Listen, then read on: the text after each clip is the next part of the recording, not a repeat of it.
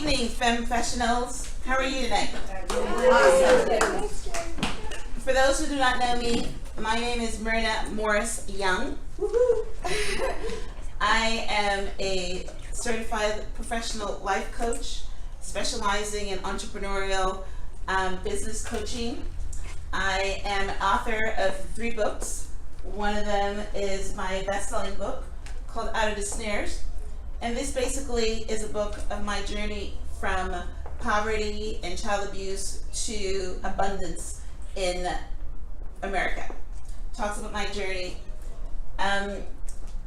What I want to talk to you about tonight is how to sell personal services. I picked that topic because every one of us in here, unless we're selling a widget, we're selling personal services. And I thought that would be a good topic for me to share some of my expertise as far as marketing your business. About 2 years ago, I was working my dream job at Office Depot as a solution development manager. I was responsible for the growth of about 30 stores, their business clients in the Fort Lauderdale, Miami area. Office Depot had just merged with Office Max about 2 months ago. This was my dream job. It was a job where I was in the field for 3 days and I was home for 4. Nice fat salary with a car allowance and phone allowance and all that. And I received a call in the afternoon. I was having a pretty good day. I received a call in the afternoon to go on a conference call. Got on a conference call, waited around for 10-15 minutes listening to music and wanted to know if I was in the right place. Then all of a sudden, the music was interrupted and this voice pre-recorded message came on and said that everyone on the call was terminated effective immediately. No need to tell you that that wasn't a very good day. When the shock wore off and I could feel again, I'm thinking, okay, what am I gonna do? But God is good when? Exactly. God is good all the time. Because what I had done is I had dug my well before I needed it. You guys ever heard of that term? Yes. Right. A book made famous by Harvey McKay. And what he said is that you should dig your well before you need it. Which means you should prepare for the storm. You should make sure that you educate yourself. You know, the statistics shows that jobs now only last about 10 years, and then you've got to recreate yourself. So about a year prior to this call, I was going through the local newspaper, and I came across this word, and it said, life coach. I had never heard of this word before. I didn't know what a life coach was. It was under the picture of someone from my church. It says, wow. And I'm pretty sure all you guys are Oprah fans. You know, Oprah always says, she's got an aha moment. Well, that was my aha moment. Immediately, I knew that's what I needed to be. That is what my purpose was. That's what God wanted me to do. Everything that went before in life was leading me to this path. So, Harvey McKay also said, if there's somebody that's doing something, that are successful in something, and you want to know how they're doing it, buy them lunch. You know, don't expect them to buy you lunch. Buy them lunch and go pick their brain. So when I saw this girl at church the next Sunday, I said, are you a life coach? She says, yeah. I says, that's what I want to be. I think you're my angel. So can I buy you lunch? So I bought her lunch. She told me everything about what a life coach does, how to get certified, and everything, and I acted immediately. That's another thing. You have to act immediately. You don't wait around for the right time. You don't say you don't have the money. You don't say whatever. You know, the course cost $6,000, but they were, you know, monthly payment plans. So I decided that I was going to get certified by the University of Miami. It was the most expensive course, the most expensive certification. The average certification price was around $1,600. But I wanted the power of saying, I'm a certified coach from the University of Miami. So I went to that program. I went to that program, and I was about to graduate from that program in April. My call was March the 21st, when I was terminated effective immediately. Wow. So I looked around and I said, should I go back to work? No. I decided at that time, like most of us that's probably in this room that started your own business, there's obviously an event that made you do it. You either got fired or something happened and you decided you're going to start your own business. So I decided that I was not going to go back to work, that I was going to start I was going to go dig right into my coaching practice. Now I wasn't a novice at entrepreneurial, having my own business. I ran a very successful limousine service in Toronto, which is where I came from for about 12 years. I actually won Entrepreneur of the Year in 1998. So I wasn't new to the rodeo, but I didn't know the coaching business. I didn't know, back then, the internet wasn't big. Back then, Twitter and all these social stuff wasn't there. You advertise in the yellow pages, things like that. So I decided that I was going to dig in.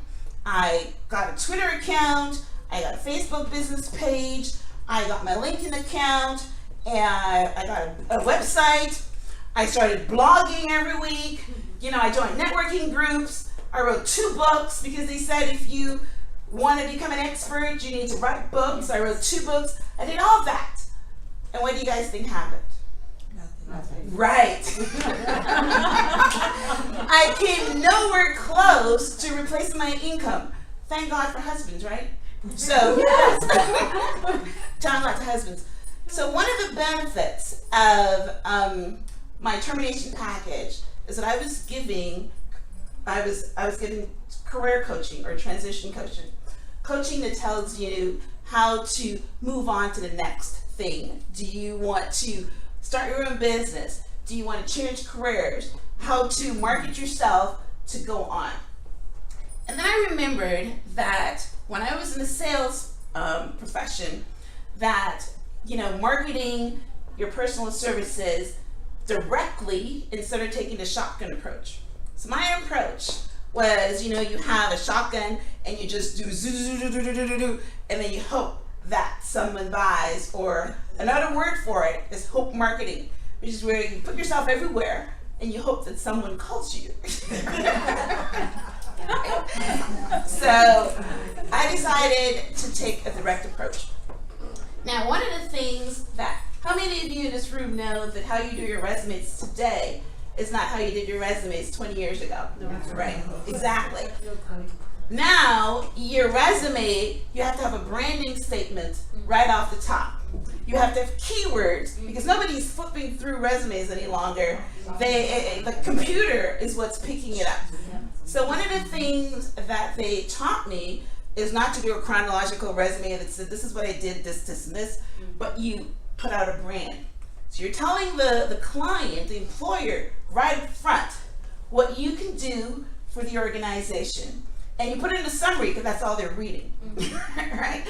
So I turned that around and I said to myself, instead of doing the shotgun approach, let me directly approach clients that I feel would benefit from my coaching services. So I designed something called a sales brief.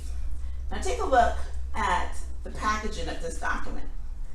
Remember when you were going for your interview, how you made sure that you were dressed properly in your power suit and things like that? So your coaching, your brief to a prospective client has to be dressed properly. So this document is color-bound. It's got a front cover, a back cover.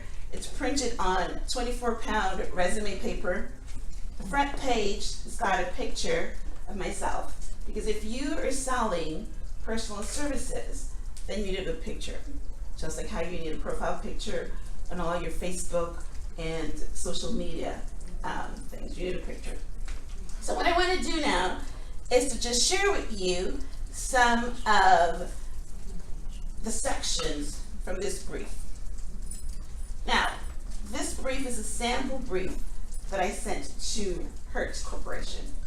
You all know that they've got that nice new fancy corporate office in Estero, and they have their executives that moved from New York. Whenever there's a change, whenever there's new initiatives, whenever there's anything new going on in your company, coaching would help you. So what I did and what I want to share with you is that if you wanted to go out and look for a specific company that will benefit from your services, you have to do some research. The same way as you would do for employment. You go out and you research the company, you decide how you can benefit the company, and you go ahead and prepare your sales brief, which is similar to your resume. So the first section is an overview. You're going to tell them what you're proposing. So if I already used a sample of Hertz, I'm telling them that my coaching services would help in achieving their goals of improving customer satisfaction through human resources who are innovative, have a winning mindset, hold themselves personally accountable, are team players, and are working together to provide an enhanced customer experience. Now, on their website, Hertz also talks about their initiatives for 2016. So I know that one of their initiatives is to improve the customer's first impression when they go into their locations. They want to own the journey. The second thing is they want to improve weaknesses in upsell and cross-sell. And they also have a problem with Uber.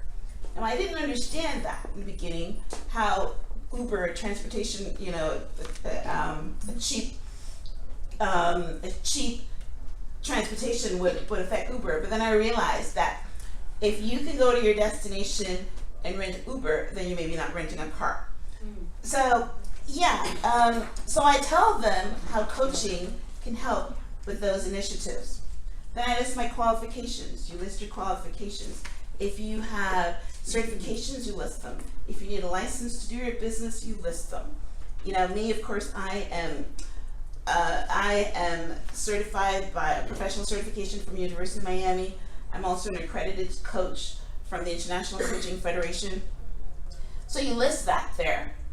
And then you list your relevant experience. Remember, this document is dueling your personal resume, right?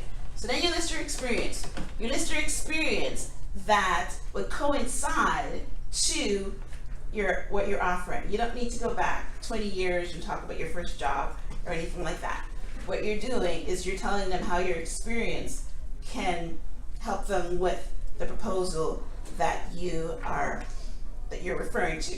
Now, I wouldn't list mine, but I list, my accomplishments. I list my sales positions. I never had an internal coaching assignment, but I have over 20 years of sales experience. So, and of course, I know how to coach. The next section is your references and testimonials. In the olden days, you give somebody a resume and they will check your references when they hire you.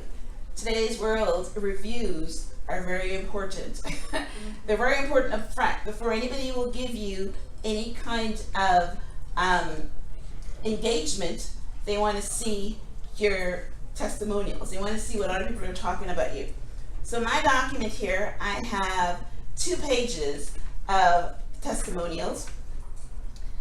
The next section would be your rationale. Why do you think that your product or your services would benefit the client? So you list it. Here I list some of the benefits of executive coaching. We're going to read a couple. It creates a safe space for leaders to explore and become innovative. It encourages the leader's thinking and action towards forward movement, alignment with their mission, draws out information, learning, and perspective from the leader. The coach partners with the leader to identify roadblocks impeding progress. The coach assists the leader to create actionable tasks that produce new results. Then you're going to list your execution strategy. How are you proposing to implement your services? In my case, it's very easy, once a week coaching. And then you list your offering. So here I have a leadership package. So in my leadership package, I have a pre-designed course, a 6-week course. And week 1 and 2 is introspection. Deepak Chopra is one of the people that I love, and he's on Facebook every day talking, and of all the things he was talking about this morning was free will. And what he was saying is that even though we have free will, we really don't, because we're conditioned by our past, right? So if you don't consciously make a change or see your blind spot, you just keep repeating the same thing over and over. So the first step in coaching is to understand your past. Go inside. Do you have self-confidence? Do you have self-control? What is your decision-making ability? Do you wait forever to make a decision? Core beliefs. What are some of your beliefs about success? Things like that. Because, like I said, the past is a good indication of the future. In week 3, we are going to be looking at your definiteness of purpose. Statistics show that 98% of people fail because they don't have definiteness of purpose. You have to know where you're going, else it doesn't matter where you end up. I think the Mad Hatter said that. Oh no, Alice in Wonderland. You have to know where you're going. So we talk about your definite purpose. What is it that you want to do? What is it that you hope to accomplish in 5-10 years from now? And then we do a practical plan in order to get there, right? The commissioner right here. You read her bio, it's telling you that if she gets elected, then she's going to look after some of the infrastructures, things like that, for Lee County, and services for the elderly. So she has a plan. She has a plan of what she would do. She knows to know where she's going. Week 4, we're going to look at some short-term goals, and we're going to clarify the goals. We're going to find out if you're digging your potatoes. That's it. That is basically one of my favorite books by Gardner with The Pursuit of Happiness. She's talking about digging your potatoes. Digging your potatoes where you're saying, I'm going to do this, and I just keep digging and digging and digging, and we're not doing anything with it. So we talk about that. And then week 6, we are going to talk about autosuggestion. Now, autosuggestion is very important because your mind is where you become successful in. A man is who he thinks about, what he thinks about most of the time. So there's going to be thoughts in your mind all the time, but if you don't pack it with things where you want it to go, then it's just going to go anywhere. So we do some auto-suggestions. We, visualize where you want to be, where you want to go, and we put it in your brain, and we hope that it will manifest into the physical, because that's how you achieve success. So that's basically my proposal as far as my services. But yours can be, whatever you're doing, that is basically how you present it. You present what is it that you're going to do for the client, how are you going to do it, and then after that, I give them some statistics here on coaching. You can do the same thing. You can talk about, you're talking about, somebody gave statistics about human trafficking earlier. Statistics are very important, right? It brings your product home. So statistics in coaching here goes from a 221% returning investment to 788% on return on investment. I list here some soft skills that the leaders have, and you're all leaders, by the way, because you're leading your own companies, right? We talk about the skill of discrimination. You open up your email in the morning and there's millions of things. They call it interrupt marketing. You've got to know which one to work on and which one not to. Else you'll be running around all day and you're never going to get anything done. So a leader has to have a skill of discrimination. You have to have a skill of organization. You have to have a skill of innovation. Imagination is very important. If you don't have imagination, then you really can't get out of where you are right now. You have to be. So when your mind is clear, then you become innovative. And the final thing is your price. In the olden days, when I was working as a salesperson, my boss would always tell me not to leave at price, because price makes you a commodity. So when you leave at price, then the person is going to say, okay, your price is $100, maybe their price is $95, and they're going to go with them. So when you make your proposal, price is usually the last thing that you give. You give them the benefits up front, and then you show them the price afterwards, because you're offering a specific service that only you can offer. There's something about you that makes your product different, right? It's not a widget, it's you. So I'm going to stop now. I have a conclusion and I have my pricing, of course. The pricing that I would give to her is not the same price I'll give to you, of course. They can afford to pay much more. So that is it for me as far as selling personal services. I also wanted to mention, like you said, you have your own book, so Yes. just keep your radars on. We're going to be doing a book signing either next month, maybe next month, once we find a location.